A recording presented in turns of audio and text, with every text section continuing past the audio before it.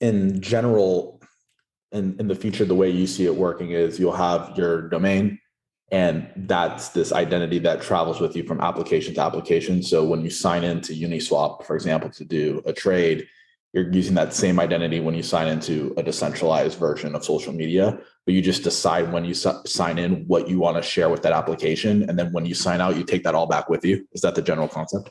That is the general concept. And we are at Unstoppable trying to build all the rails for that to work. And, there's considerations around being able to contact users, like opening up some sort of communication channel. There's considerations around privacy for the data.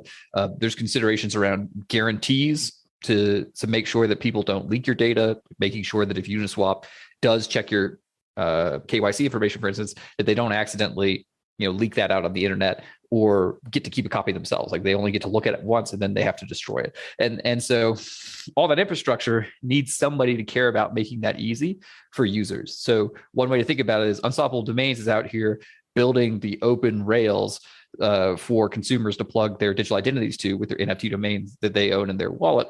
And we're going to have the users back. So what we're going to be pushing is all the what apps can do, what data they can request, what data users want to share, and helping them understand how they're sharing that data so that they can have that privacy and then also that agency, right, to decide what they want to share or not share online. So, and hopefully you also get paid for it. So that's and I don't mean to miss that part, but just imagine if you have a NFT domain and you're using it as your Web3 identity and you do a lot of trading on Uniswap with it.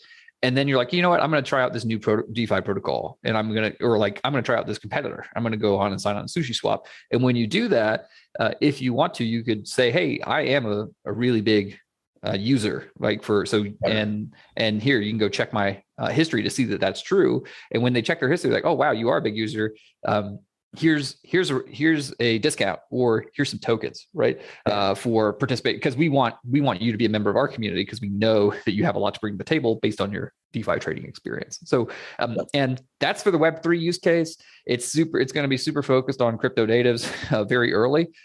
We really believe every person on the planet is going to want to have the same functionality. And everyone in Web3 right now, you guys are pioneers for changing the way that data is moving around the internet and hopefully changing that in the positive for people, right? Because right now, online companies have all your data and they have all your power and you get nothing. And this is the way to kind of make some headway on correcting that wrong.